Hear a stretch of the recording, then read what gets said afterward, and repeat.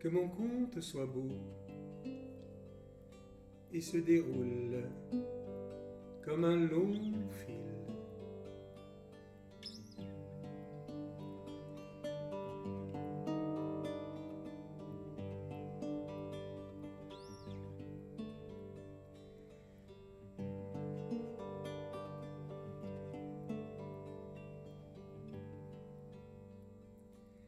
Au temps très ancien, dans un certain village de Kabylie, vivait un homme qui avait une femme et 2 enfants. L'aînée était une fillette. Elle s'appelait Aïcha. Le petit garçon s'appelait Ali.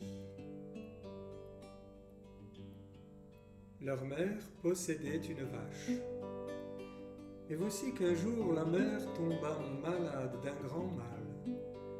Lorsqu'elle se vit près de mourir, elle appela son mari et lui dit « Promets-moi que tu ne vendras jamais la vache, que tu la garderas toujours pour les petits orphelins. » Il le lui promit solennellement et elle mourut.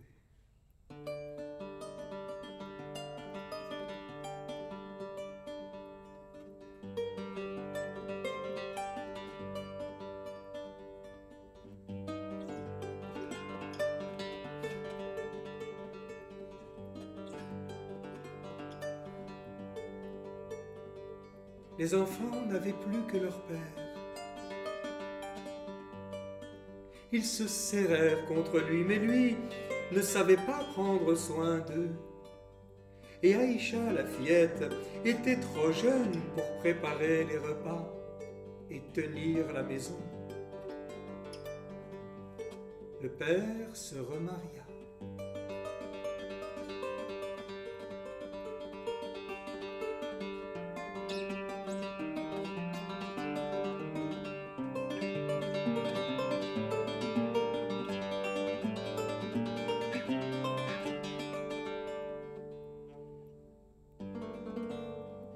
D'abord, la marâtre ne fit aucun mal aux orphelins.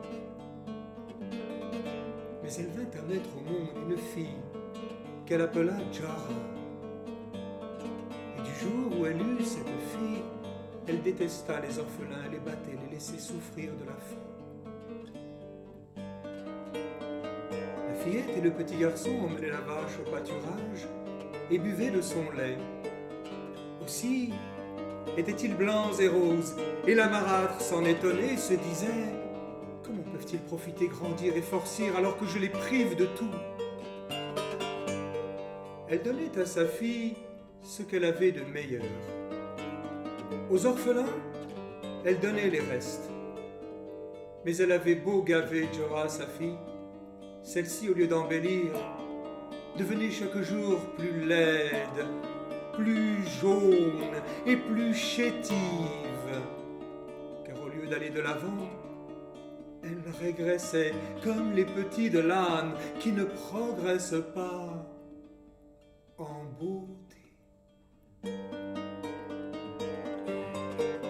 Les orphelins, eux, chaque jour devenaient plus blancs et plus roses. Leurs joues étaient comme des grenades. Chaque fois que la marâtre posait sur eux ses yeux, elle se sentait mourir de jalousie. Aussi un soir, dit-elle à sa fille, « Suis-les demain dans les champs et reviens me dire ce qu'ils auront mangé. » Elle remit à sa fille 2 œufs durs et une galette de blé. Aux orphelins, elle donna une galette de son et leur fit cette recommandation. « Jara, votre sœur, vous accompagne. Veillez sur elle et que rien de fâcheux ne lui arrive. » Les orphelins aimaient leur sœur. Ils partirent tous 3.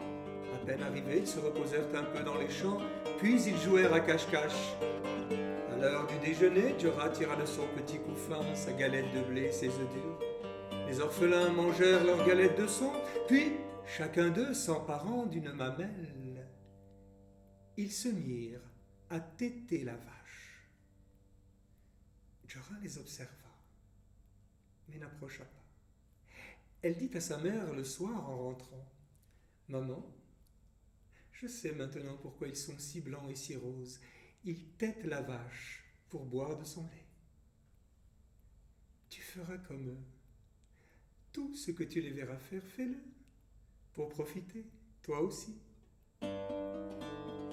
Le lendemain, quand Aïcha et Ali eurent fini de téter la vache, Jorah s'approcha à son tour. Mais la vache lui donna un bon coup de sabot, et Jorah s'en revint à la maison, une bosse au front. Le soir, lorsque le père rentra, la marâtre s'avança vers lui et déclara: « La vache qui a frappé ma fille ne saurait vivre dans ma maison. Homme, tu la vendras. »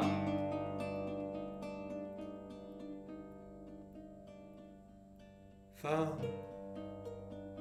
Dieu veuille te raisonner. Comment pourrais-je vendre la vache des orphelins? Qui me l'achèterait? J'ai juré à leur mère sur son lit de mort de ne jamais m'en défaire.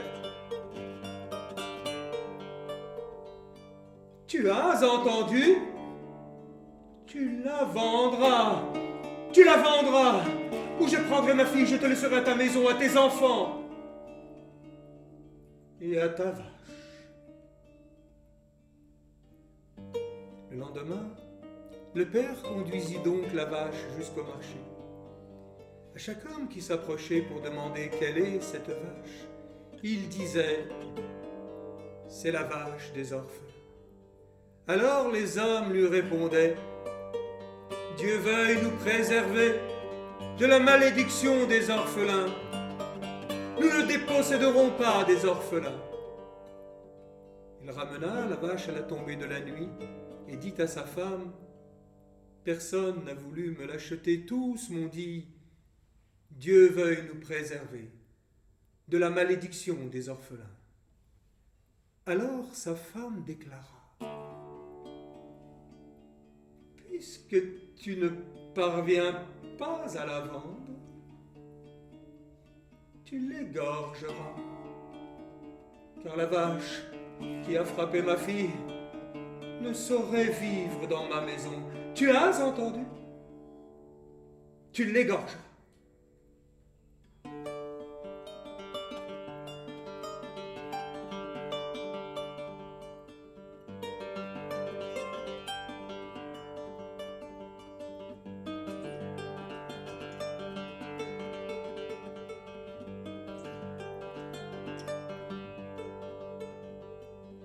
Les orphelins se rendirent alors au cimetière, pleurer sur la tombe de leur mère.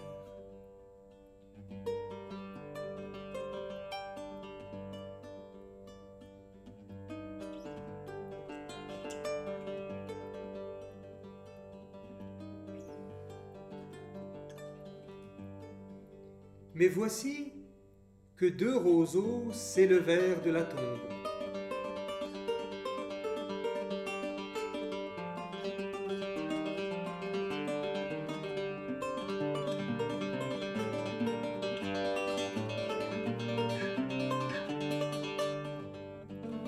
L'un donnait du beurre et l'autre du miel.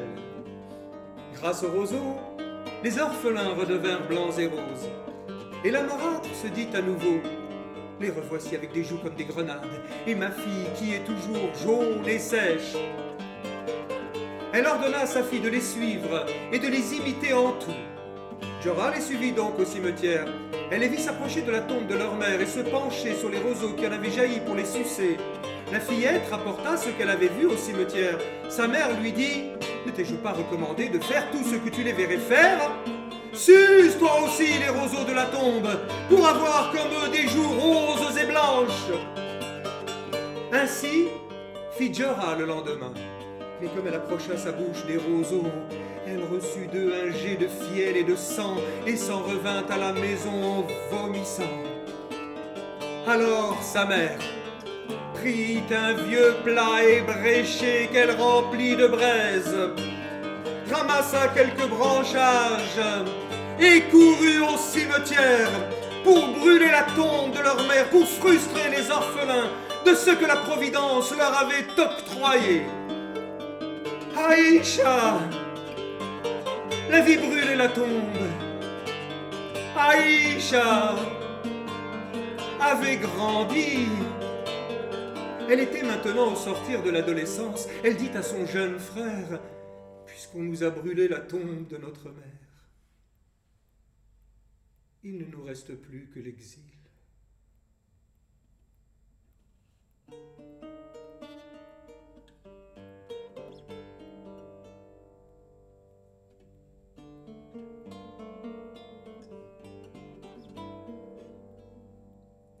Elle glissa un morceau de galette dans son corsage, prit son jeune frère par la main, et ils partirent droit devant eux. Au crépuscule, ils atteignirent une forêt et passèrent la nuit dans un palmier dattier. Au matin, ils se remirent en marche. En chemin, ils rencontrèrent une source. Le petit garçon y but et fut changé en gazelle.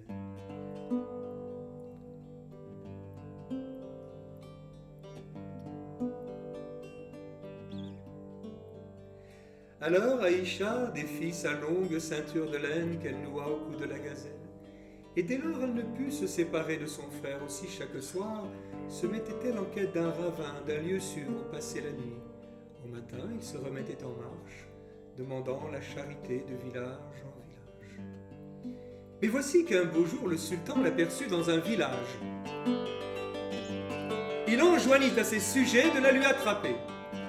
Aïcha et son frère Gazelle se mirent à courir plus vite que le vent, quand un dattier géant leur apparut. Un dattier qui touchait à la fois à la terre et au ciel. La gazette se coucha au pied de l'arbre, tandis que Aïcha s'élevait jusqu'aux plus hautes palmes. Les hommes qui la poursuivaient lui dirent de descendre. Elle refusa. Ils lui redurent de descendre. Elle refusa encore. Alors, comme il s'apprêtait à abattre l'arbre, c'est tout. La vieille sorcière s'approcha et chuchota. Pour cette nuit, laissez-la. Inutile d'abattre le dattier. Je me charge de la faire descendre demain. Mais pour que je lui redonne confiance, éloignez-vous.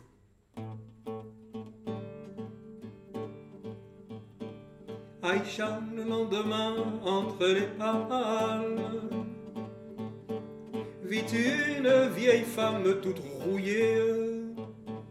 Aïcha, le lendemain, entre les palmes, vit une vieille femme toute rouillée. C'est toute, la vieille sorcière qui avait apporté un plat à galettes et de la farine dans une serpillière. Elle creusa au pied de l'arbre le foyer, le garnit de 3 grosses pierres et alluma le feu. Dès que les flammes jaillirent, elle posa, mais à l'envers bien sûr, le plat à galettes sur le feu et se mit à pétrir la pâte. Aïcha, qui l'observait du haut de l'arbre, lui dit « Ce n'est pas ainsi, grand-mère, qu'on pose le plat. Je ne sais m'y prendre, je n'y vois goutte, lui répondit c'est toute. Ce n'est pas ainsi, grand-mère, qu'on pose le plat. Je ne sais m'y prendre, je n'y vois goutte. Aïcha regarda prudemment autour d'elle et descendit pour aider ses toutes. Mais à peine descendue que la sorcière l'attrapa et appela les autres. Mais à peine descendue que la sorcière l'attrapa et appela les autres. C'est ainsi que Aïcha fut conduite au sultan. La fillette raconta son histoire au sultan depuis le commencement. Elle lui raconta la mort de sa mère, elle lui raconta la mort de la vache et lui dit « C'est à cause de mon jeune frère que je me suis enfui devant tes sujets.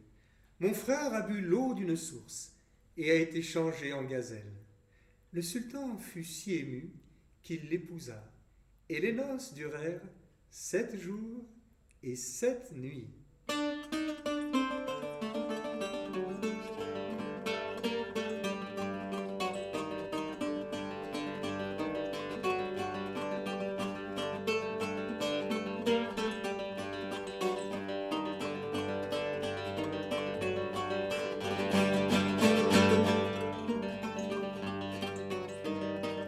Aïcha et son frère Gazelle vécurent heureux quelque temps. Le sultan possédait un immense jardin. La gazelle pouvait aller et venir à sa guise. Au milieu de ce jardin, il y avait un puits. Et ce puits, il était trop vieux, on n'y puisait plus d'eau. On ne tarda pas à apprendre dans tout le royaume que Aïcha allait donner le jour à un enfant. Le sultan était au comble de la joie, car s'il avait épousé plusieurs femmes, aucune ne lui avait donné d'héritier. Une de ces femmes fut jalouse de Aïcha. Profitant de ce que le sultan était en voyage, elle attira la jeune sultane près du vieux puits, la fit asseoir sur la margelle et s'accroupit à ses pieds en lui disant « Regarde ce qu'il peut y avoir dans mes cheveux.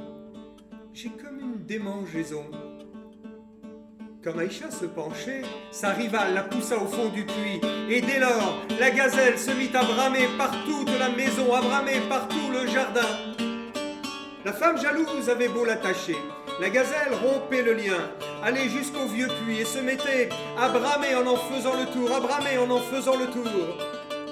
La femme jalouse ordonna à un serviteur de la lui égorger. L'homme prit un grand couteau et s'approcha de la gazelle. Mais la gazelle le regarda les yeux pleins de larmes.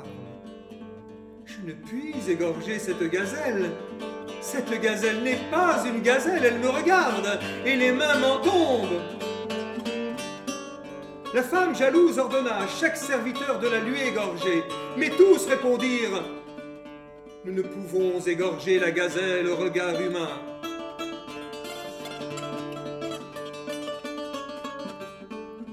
Dès l'aurore, la gazelle gagnait le vieux puits, penchait sa petite tête par-dessus la margelle et disait à sa sœur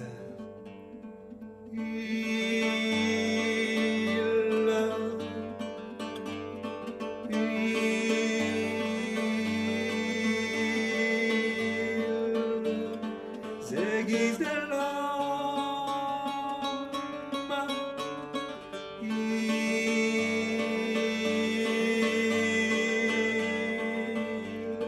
Zegis de l'homme, de l'homme, de l'homme, de l'homme, de l'homme, de l'homme, de l'homme, de l'homme. Ils aiguisent de l'âme pour Ali Gazelle le pauvre. Oh Aïcha, ma sœur, fille de ma mère, délivre-moi. Aïcha, ta sœur est dans le puits. Aïcha, ta sœur est dans le puits, elle ne peut rien pour toi. Dieu soit avec elle, Dieu soit avec toi.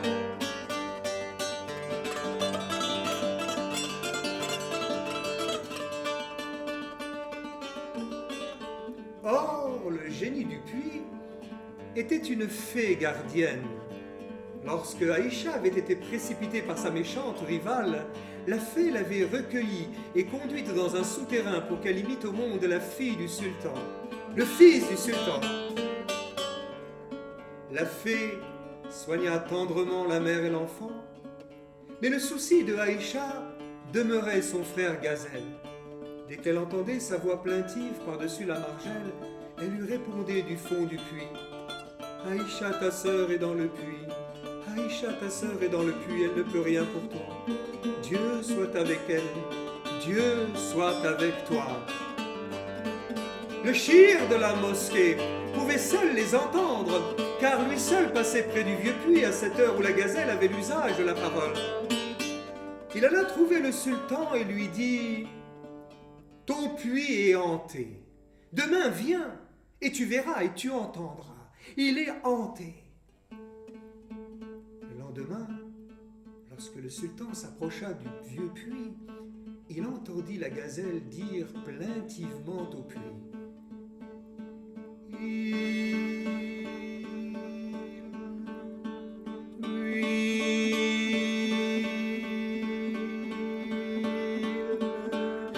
Zegis de l'homme,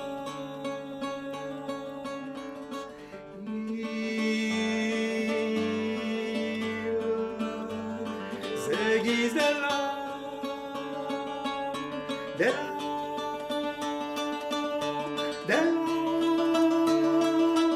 des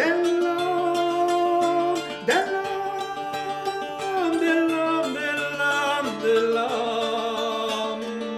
Ils aiguisent des lames pour Ali Gazelle pauvre. Oh Aïcha, ma sœur, fille de ma mère, délivre-moi. Aïcha, ta sœur est dans le puits. Aïcha, ta sœur est dans le puits. Elle ne peut rien pour toi. Dieu soit avec elle. Dieu soit avec toi. Le sultan regarda au fond du puits. Et c'est alors qu'il aperçut Aïcha, sa jeune femme, élevant dans ses bras un enfant si blond qu'il répandait de la lumière. Le sultan délivra la jeune femme et l'enfant. Les domestiques dénoncèrent la méchante rivale. Le sultan lui fit trancher la tête.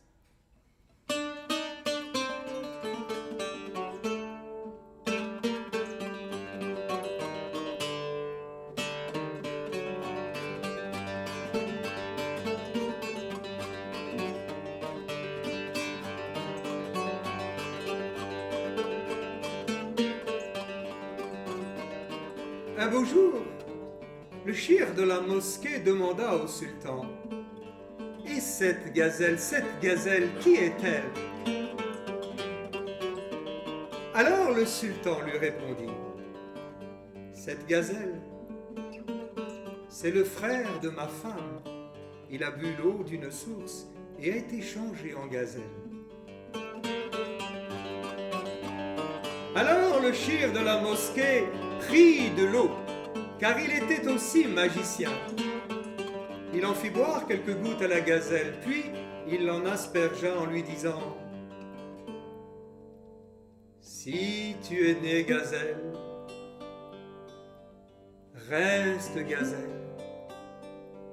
Mais si tu es né homme, redeviens homme, par la force de Dieu et des amis de Dieu. »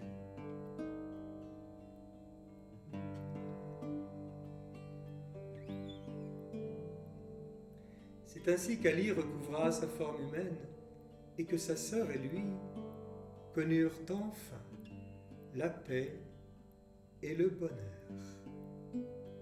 Mon conte est comme un ruisseau, je l'ai conté à des seigneurs.